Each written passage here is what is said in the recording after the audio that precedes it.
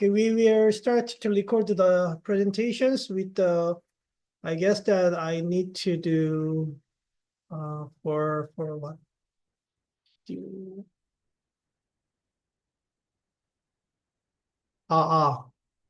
내 비디오를 띄우고 싶은데 쉽지 않아. 어떻게 안 되겠지? Okay, whatever. Let's just start the first session. So we are going to talk about the basics of the carbon nanotubes. Most of them is know about I don't know about what is the carbon nanotubes we are using, but sometimes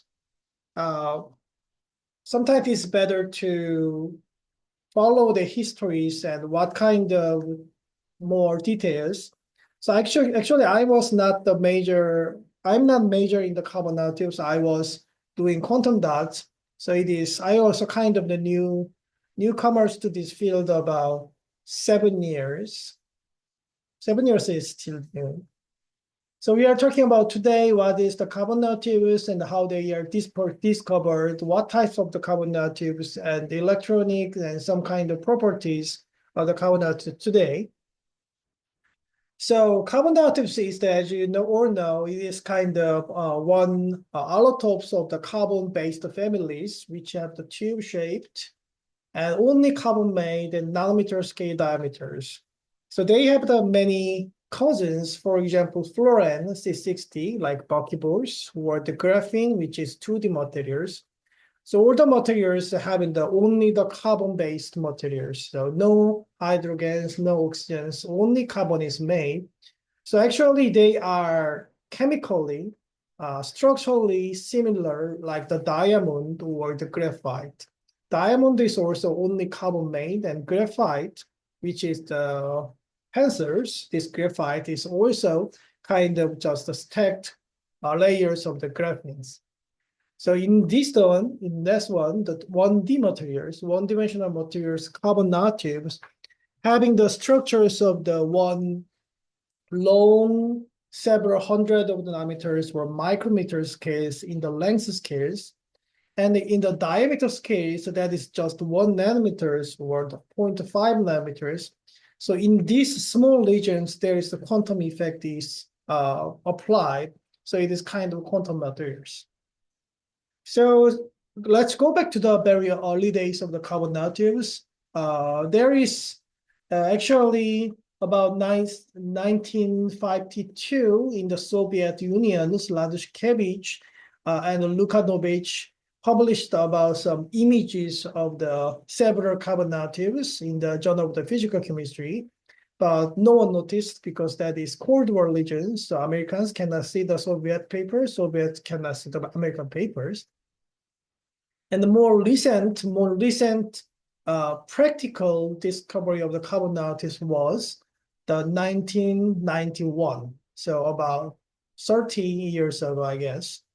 So in the Japan, the Iijima Sumio and Ichihashi, Dr. Ichihashi, as I remember, they are in the company. They are not in the university. They are in the Japan electronics, as I remember.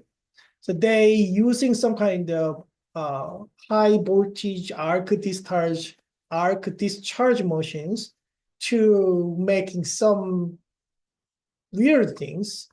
And they discovered in the electron microscope the first images of the carbon nanotubes in 1991. That was like single wall carbon nanotube synthesis with a diameter of the 1 nanometers. And that paper was published in 1993. So after that, the carbon nanotube was very certainly really researching. So before that, there's fluorine was discovered by the Smalley and some other researchers. And after that, carbon nanotubes was discovered. Not discovered, is made. And at the early 2000, the graphene was made. So fluorine, interesting is the fluorine, they got the Nobel Prize by the Richard Smalley and other researchers. And graphene is also got the Nobel Prize with the Gain and some other researchers in the 2007 6 or 4, but the carbon nanotubes was not yet the Nobel Prize was awarded. So still they are room for the Nobel Prize. So discovery was kind of made more by chance, more randomly, but after that, the Iijima Sumio, I recently met him. He's over 80 years. Still, he's doing researches in the Japan. So he's a Iijima Sumio with the carbon nanotubes, I guess. So there's multiple people who contribute to the discovery of the carbon nanotubes, but he's the one of the important persons. And also after that, many people start to research on the carbon nanotubes. And one of the important persons to our research is the Richard Smalley in the, where is he? In the MIT, I guess. At first, he was in Rice University, I guess. And he passed out. So I just changed the color. So the point that he is important to our research is that he's one of the first pioneers to disperse carbon nanotubes in the solution. So he used multiple surfactant like the DNAs or phospholipid or some polymers and do the sonications to make the colloid of the carbon nanotubes. And by using that colloid, it is possible to detect the fluorescence of the carbon nanotubes in the colloidal dispersion. So he published some papers in good journals like the Nature and Science in the early 2000s. And also he got the Nobel Chemistry in 1996, not from the carbon nanotubes. He got the Nobel Prize from the fluorine. And so this is kind of my academical families. So as I remembered, Smalley's lab, the Michael Strano, currently at MIT, before he was in the UIUC, he was doing the postdoc in the Richard Smalley's laboratory, one of the very last seasons. And after that, he became the professor in the UIUC and maybe chemical engineering and mechanical engineering. And he started to do many works about the carbon nanotubes and the bio applications too. And he moved to the MIT. And during the MIT period, so my postdoc advisor, the Mark Landry, professor at the UC Berkeley, she started the lab in the 2016, and I joined in 2017. So one of the early members, me, and she is doing also postdoc in the Michael Strano's laboratory in early 2010s. So my teacher and teacher's teacher and teacher's teacher. So that is kind of our academic family trees. So during the very first years, the carbon nanotubes was made with the very different strategies. As I remember, the first synthesis of the carbon nanotubes was by the maybe this is typo, the arc discharge, which means that at the high pressure of the carbons, put the very high voltage, then the graphite is disassembled and making the carbon nanotubes. So operating temperature more than 3,000 Celsius and about more than 10,000, 1,000 torr. So it is one of the very best techniques to make the very high quality carbon nanotubes, which means that which less defect. But it's not that scalable. So currently what we are using, for example, the mostly used carbon nanotubes in our laboratory is what we call the HIPCO, the high pressure carbon monoxide chemical vapor deposition way. So that way is mostly for the large scale synthesis, which means that it's more cheap. So single word carbon nanotubes is usually expensive in other ways, but using this CVD, the chemical vapor deposition rate, it is more cheaper than others, but still not very cheap. But so we are HIPCO or COMOCAT, they all made with the chemical vapor depositions. We will talk about the later what it is. So ArcDistal device very early days is just one more times I will emphasize that was very there were very harsh conditions. For example, here is anode and here is the cathode, which is made by the graphite, which is just dispensers. And when in the high pressure of the carbon, with high pressure and with the vacuums, so more inert atmospheres, and very, very high temperatures, this graphite can be degraded. They explode, degraded, making them in each carbon atoms. After that, because of the voltage, this kind of charged carbon atoms are moving to the another electrode and started to making the carbon nanotubes in the one directions. So that is the very first way, and still one of the very high tech techniques for making the carbon nanotubes. So when actually making the carbon nanotubes, we are talking about the carbon nanotubes and the singular carbon nanotubes. They are actually different because the carbon nanotubes making technology is kind of very harsh conditions, very high temperatures, high voltages. So many things are synthesized simultaneously. Carbon nanotubes also made, graphite is also made, and even the graphene-like structures are made. And among them, the carbon nanotubes are made by the single-wall carbon nanotubes or multi-wall carbon nanotubes. So they are actually mixed. So it is kind of still some rooms to improve how to make single-wall carbon nanotubes dominantly, like rather than more than 95%, than the double-wall carbon nanotubes or triple-wall carbon nanotubes or multi-wall carbon nanotubes. So we are only trying to using the single-wall carbon nanotube because the multi-wall carbon nanotubes do not have the fluorescence. So that because they are interacting each other by layers. So they are losing the fluorescence and some semiconducting properties. But mostly, so in the market, the carbon nanotubes we are seeing for example, carbon nanotube bulk, carbon nanotube film, carbon nanotube some coatings, all the carbon nanotubes we are seeing in the market and in the usual days is multiple carbon nanotubes, because they are more mechanically good and cheap. So our carbon nanotubes is the 1 gram is more than $2,000. So assume that just 10 gram is just then $20,000. We cannot use that any kind of usual daily applications like bike coating. So we are talking about only the single-wall carbon nanotubes, what that is, what types of the carbon nanotubes. So because it is carbon allotropes, meaning that the composition is the same, but the structure is different.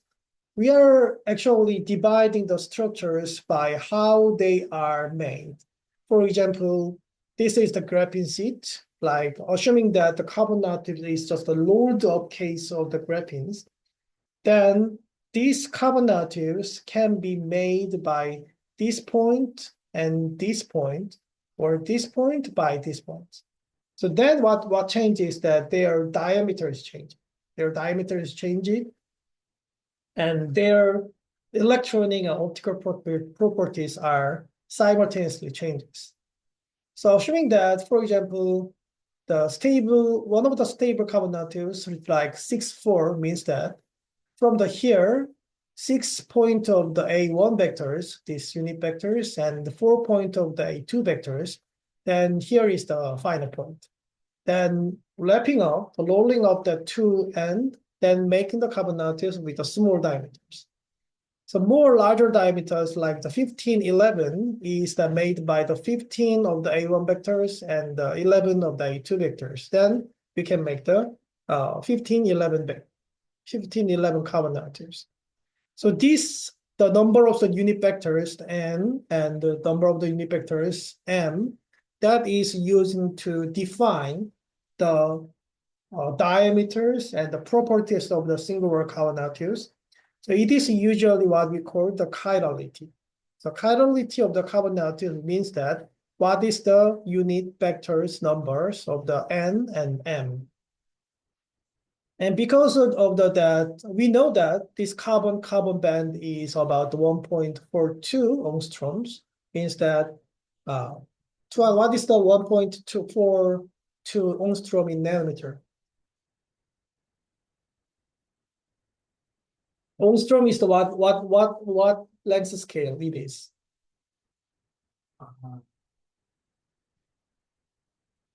Do not touch the phone. The Dagian, what is that? Angstrom? 14.2 nanometer. 1 angstrom is how much it is smaller than nanometer?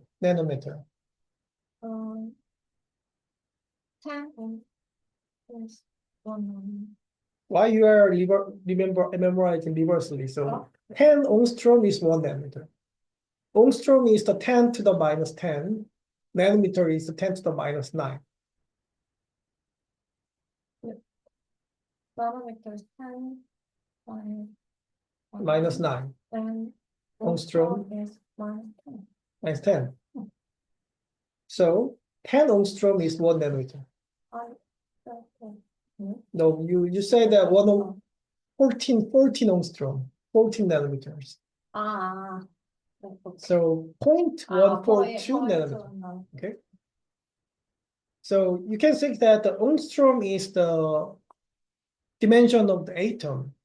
1 angstrom is just about 1 atom. And nanometer is that usually 10 times more larger than atoms. So the carbon-carbon, the bond length is the 1.4 about angstroms. And in nanometers, that is about 0.1 nanometers. So by using that and this hexagonal geometries, we can actually calculate the diameter of the single wall carbon nanotubes by the two chiralic numbers, n and m. So it will be like √3 times of this carbon-carbon bond length times m power 2 plus m times n plus n pi power 2 over scale.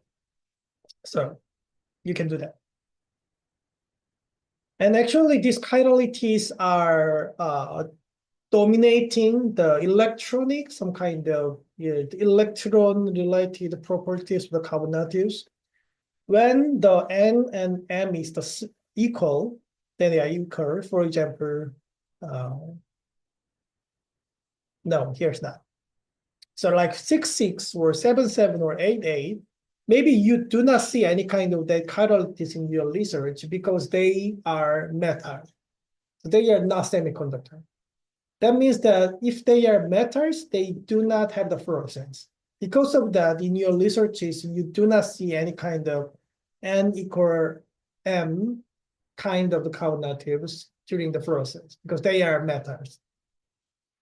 So only the carbon nanotubes when the n is not equal to the m, for example, 6,4, 7,4, 6,5, 7,5, they are semiconducting. And if n is not equal m and mode of the n minus m is 0, which means that the difference of the n and m is the multiplies of the 3, for example, 6, 9, or 20 and 6, they are quasi-metallic. So means that they have the small band gap. So kind of similar to the, how to say that, metals, but still having some kind of band gaps. Band gap.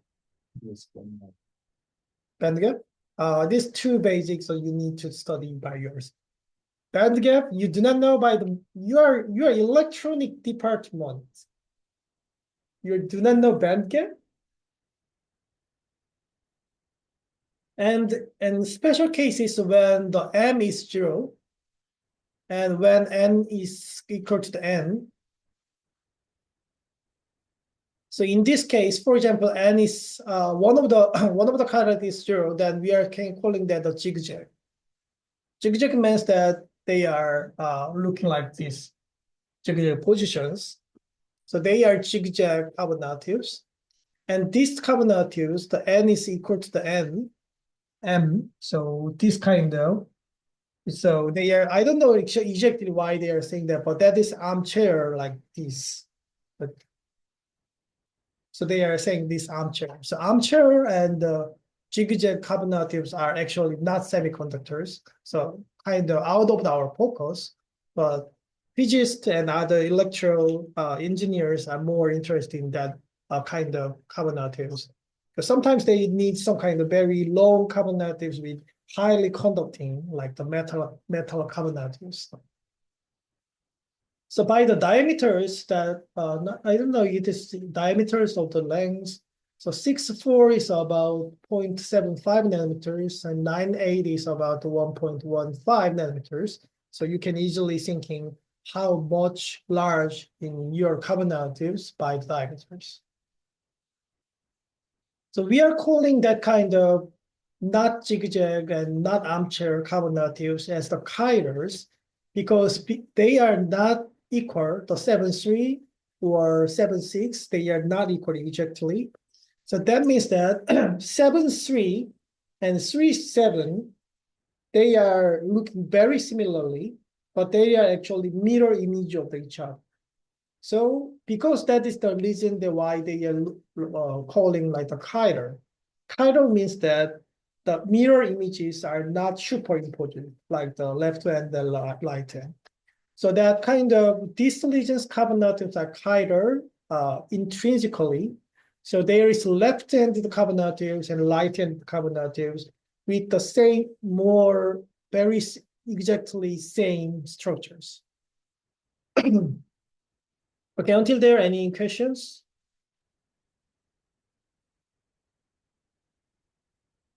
I hope that at least in the 1 year, you need to know self-study about that in the 1 year without the tutorials, but very basics.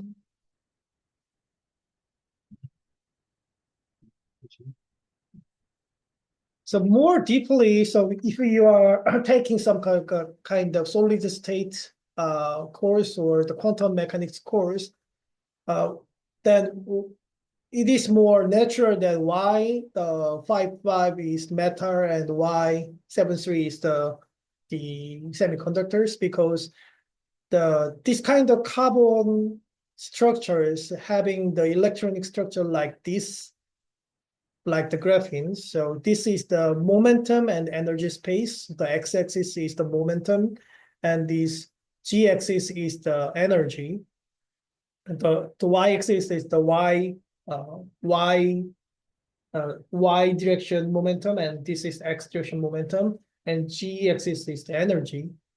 So the carbon's energy spectrum looks like that. And so the graphene has the direct point. And what we are doing is that this energy and momentum space, different chirality means that where the energy space was cut. So when the energy space was cut very center of this zone, then the energy band is connected to each other. So there is a metallic. There's no band gap. So this balance band and this conduction band is crossed out at the one point, then they can move the electron fielding. So this matter. So when the electron space, this energy and momentum energy space was cut in these regions, then where is that? Here. Then this first energy band and the second energy band having some band gap each other. So they are semiconductor. So the carbon's energy and momentum space was the same, but the chirality is that where they are cut out. So when they are cut at the centers, there is the no band gap. So that is matter, the M. When there is the band gap, there is the semiconductor. So there's multiple types of the energy band in here, like the first band and second band and third band. So in the energy diagram, this y-axis is the energy and x-axis is the density of the state. So how many states in that energies. So what we are usually seeing is that first excitonic state, E11, that is usually our fluorescence spectrums. And there is the second band, like E22, that is the absorption band. And EC3, there's more higher energy. There is also absorption. So remembering that energy structures and go back to the more absorption spectra, so more our friendly spectrums, then we can see that our HIPCO absorption spectrums looks like these multiple peaks. So actually they are consist of the multiple different chiralities like the 9-1 and 8-3 and 6-5, which has the different E11 energy. And here is also E22. And E22, and there is also E33. And what others I need to improve is, okay, here. So from the here to there, the absorption spectrum's peak is moving to the higher, larger wavelengths. That means that what? Larger wavelengths means that more smaller energy, because the photon energy E is equal to the Planck constant cross multiples the frequency. And the frequency is the reverse of the wavelengths. So higher wavelengths means the lower bandgap. That is why, because when the diameter is bigger and bigger, the energy bandgap, the semiconductor bandgap is smaller and smaller. So actually what you are seeing in the HIPCO mixtures, the higher regions, these more larger wavelength regions having more large diameter carbon nanotubes, and these smaller wavelength regions, which has the more smaller diameters, which has the more larger bandgap. So that's you need to know is what we are usually dealing with is the mixture of the different chiralities, even though some metallic carbon nanotubes and semiconductor carbon nanotubes.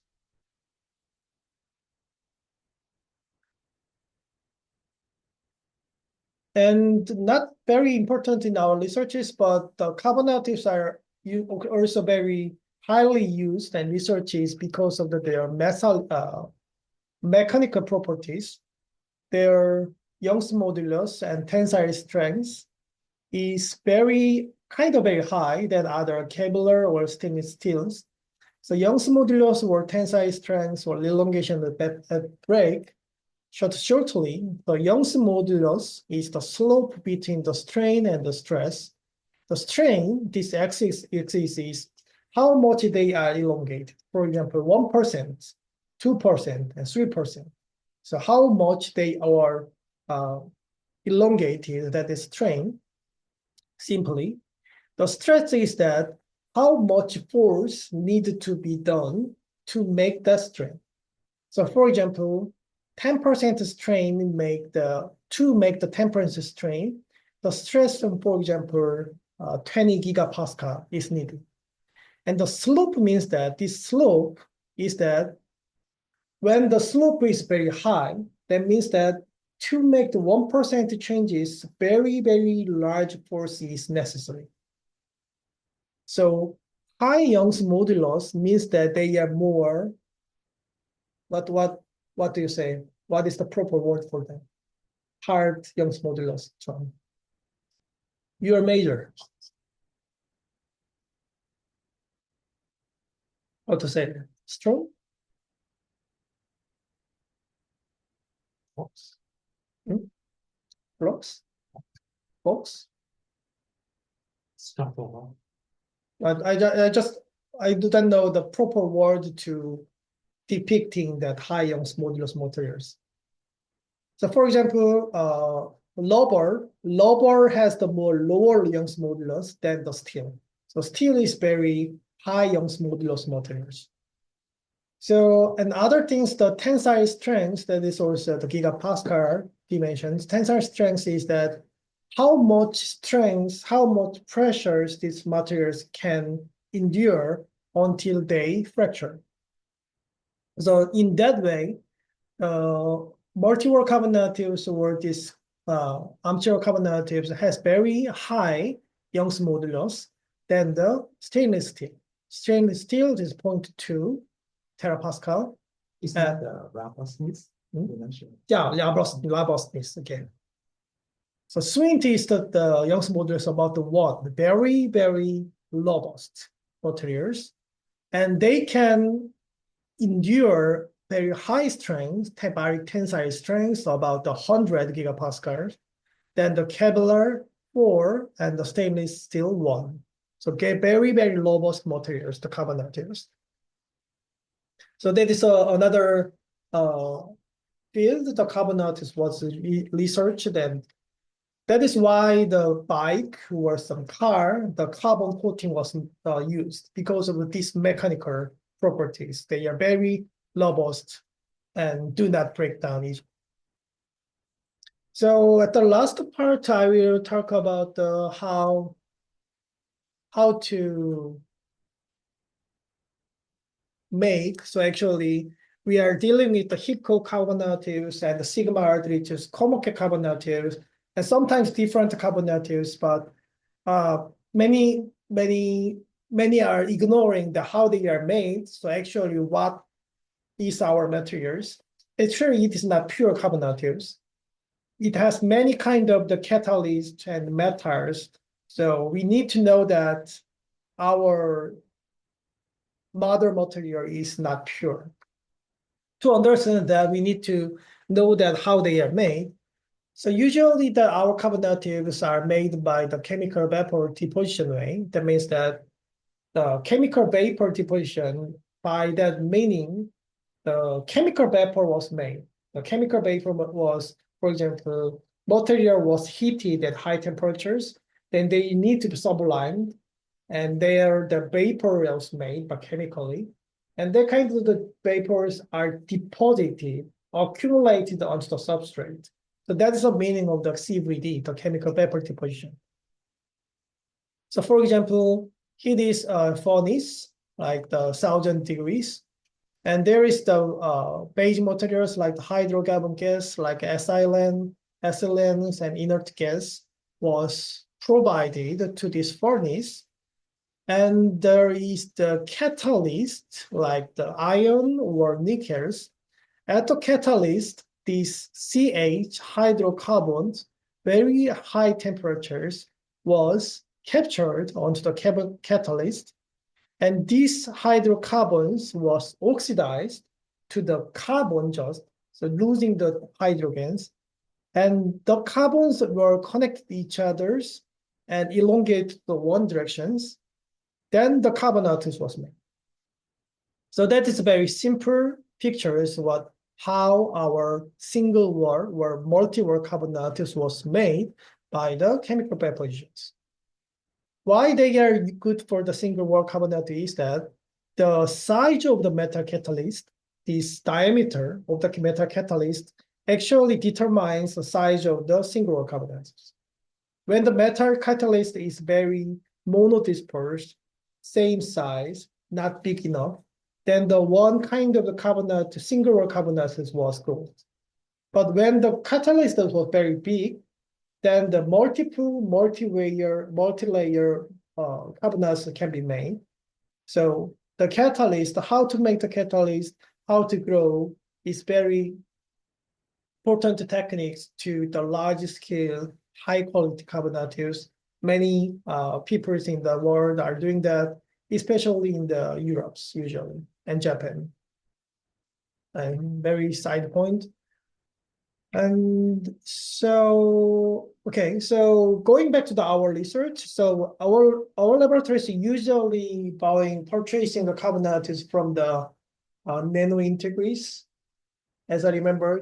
Well, actually, there was the shutdown of the carbon source in the recently, like 2 or 3 years ago. So there is some kind of the problem to make the carbon nanotube in these days. SI want. So our usual techniques, usual carbonatics was made by the HIPCO way, that is high pressure carbon monoxide method. So that is high pressure and CO is carbon monoxide. So the basic material is not hydrocarbon, so not ethylene, not ethylene or not propane. So basic material, starting material was carbon monoxide. So they need to be reduced to make the carbonatics. So they need to lose the oxygens to make the carbons. So they are using, this is developed quite recently in my sense at the 2000, quite recent, 10 years, at the Rice University at Houston in the America. So they are using some kind of meta catalyst. As I know, that is not fixed onto the substrate. This catalyst was floating onto the gas. So it is kind of gas phase synthesis.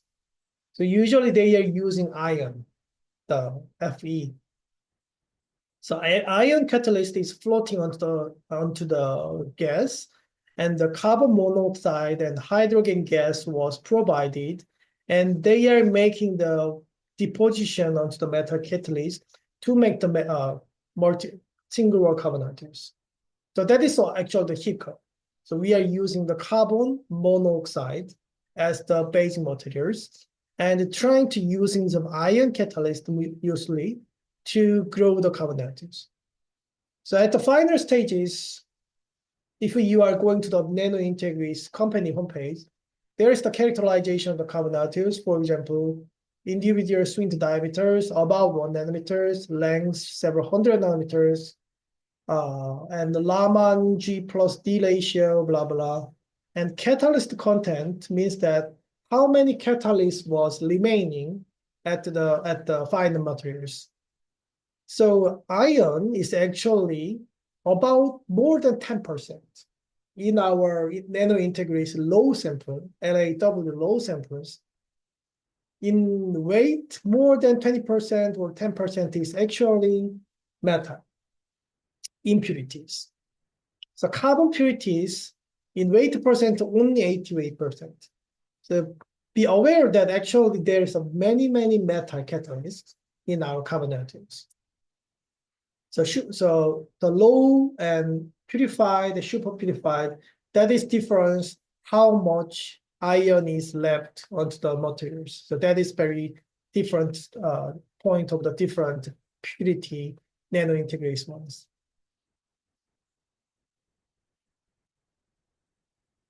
And in comparison to that, some materials from which is the 765 dominated carbonatives from the sigma Aldrich, that is made from the different techniques, the same chemical depositions, but with different catalysts. So COMOCAT is the cobalt and molybdenum catalyst synthesis way. So that is why COMOCAT was named. So cobalt and molybdenum catalyst was used, for example, this chemical deposition setups.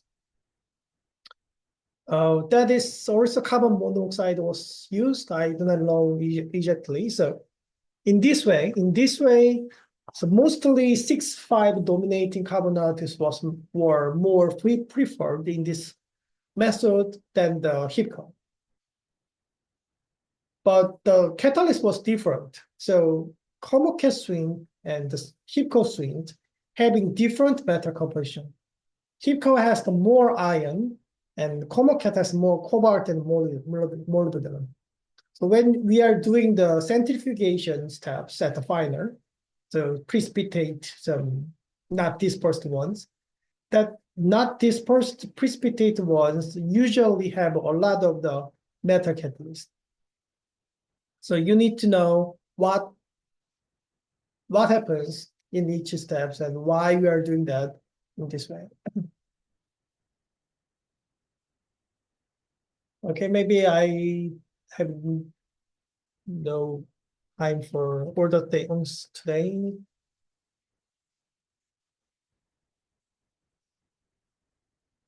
What others? Okay, until here. So then let's go to the more smaller scales. What is the structure of the carbon nanotubes?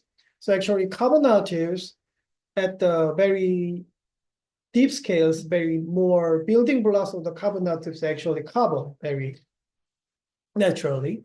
The carbons can have like this kind of diamond structures from the Dresser house. That is also one of our pioneers in our field. And it can be also like this kind of graphite-like, the graphene is stacked to each others. So actually they are all the carbons. So carbon, making the carbon-carbon band like the benzenes. And the point at the carbon nanotubes, all the carbons are making each other carbons with the bond is a sigma bond, one sigma bond and one phi bond. So in the orbital structures, they are sp2 character. For example, diamond, they are connected by the hybridization of sp3. That is from the general chemistry.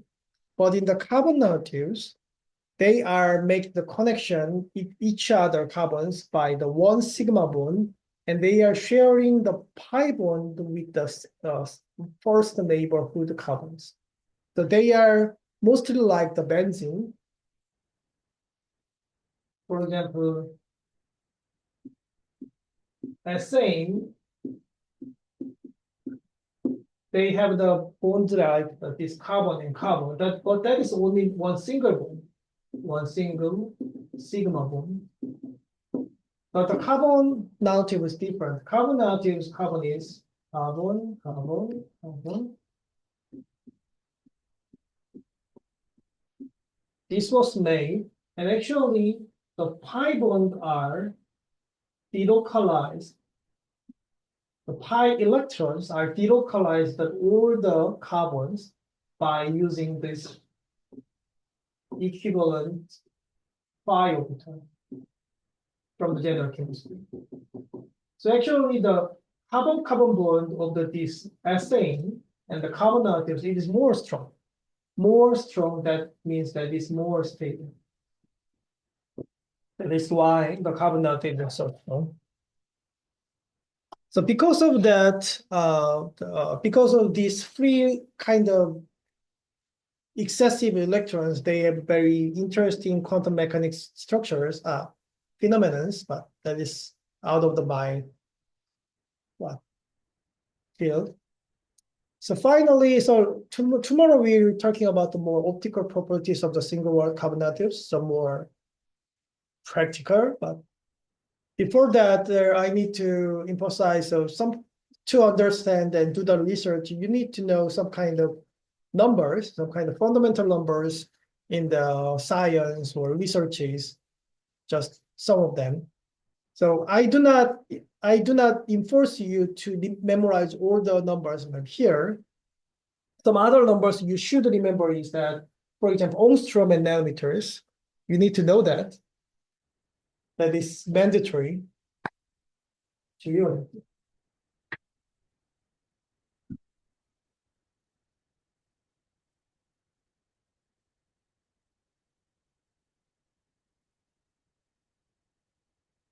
So it should be mandatory. You should know that what is the 1 nanometer, micrometer, millimeter, and meter, centimeter. What is the meaning of each dimension? Dimension, it is mandatory. You should know. What is the micrometer, Tuan, in meter scale? The scale 1 minus 6. 1 minus 6. In meter scale, what is the micrometer? 1 micrometer in the meter scale. How small it is? 1 to minus 6. 1 to minus 6. So, and also it is kind of mandatory, not below the nanometers. For example, there's angstrom also, into the minus 10. meter. And before that, that is picometer, femtometer, and attometer. So that is mandatory, but these values are more not mandatory, this but useful numbers you need to remember than more can be good researchers. So for example, speed of light by the meter per second. Speed of light is usually c. So speed of light, 30,000 meter. Meter. 3,000, how much? 30,000 30,000. Too slow. millisecond. Maybe milliseconds. So in the meter per second, it is 2.99792458 times 10 to the 8 meter per second. So usually it is so.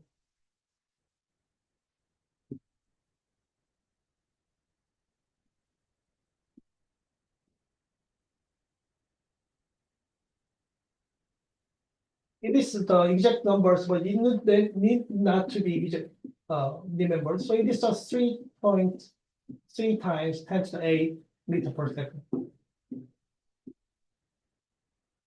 Why it is important is that it is useful to convert the frequency of the light and wavelengths. Because the light is wave, so when the frequency and wavelengths they multiply, then it means the speed. Then if you know that the wavelengths of the one light by using this speed of light, you can calculate the frequency. So for others, for example, Planck constant is also useful, like that is h, in the dimension of the joule times sec. The Planck constant is used for the energy of the light is equal to the Planck constant times frequency. So if you know that frequency by using this, then you can calculate the energy of the photon by using the Planck constant. Planck constant is about 6.64 times 10 to the minus 34 joule per second, joule times second. So it is not that difficult to remember, only 10 numbers. So Boltzmann constants, actually, I cannot remember exactly, so I make the cheat sheet. Boltzmann constant is also used.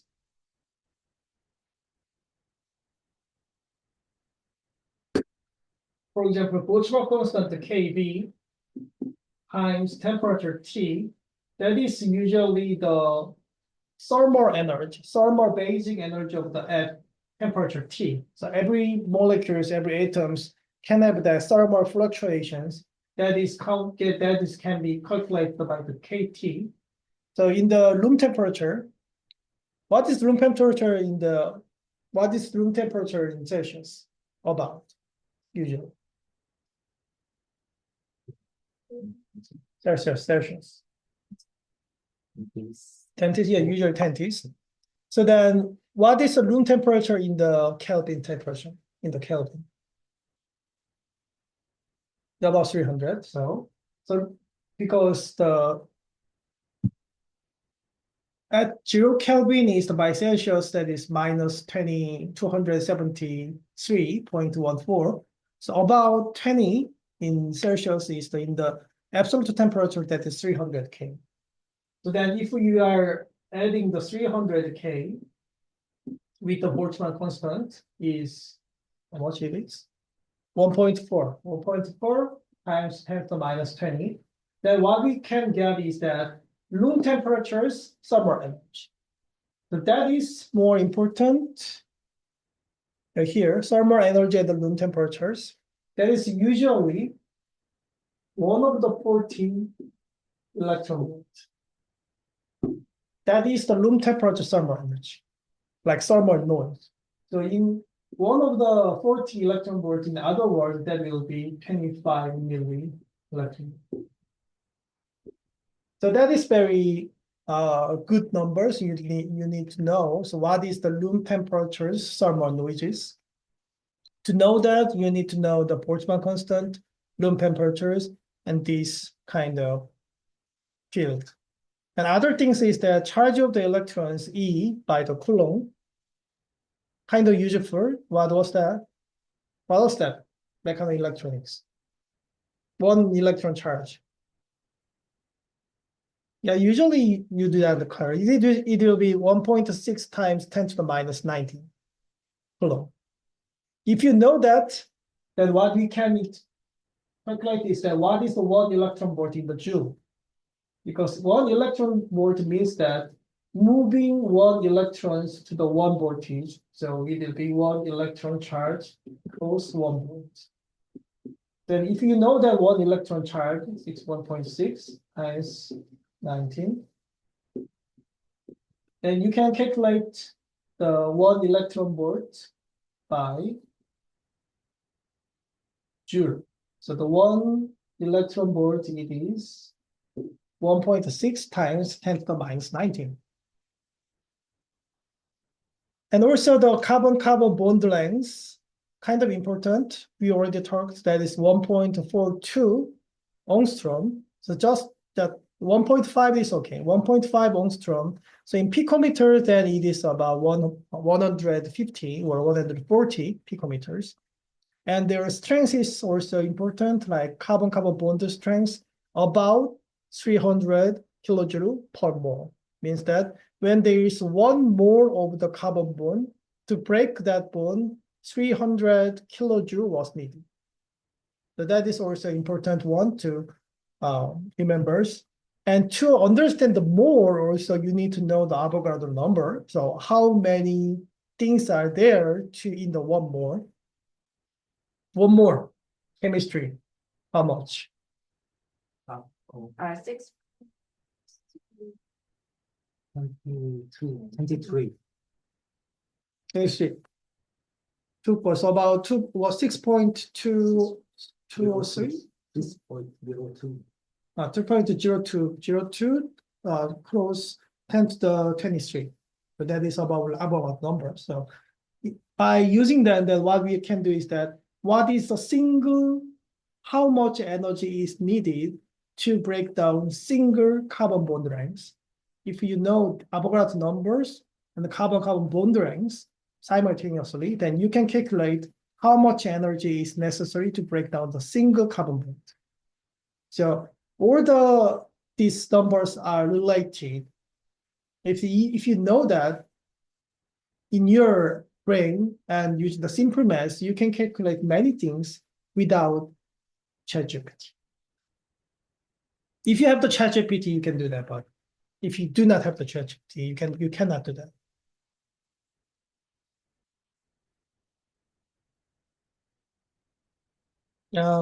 I need to make some other slide for tomorrow. Okay, so here until here about I think it is about 1 hour. So tomorrow the same one, and so Wednesday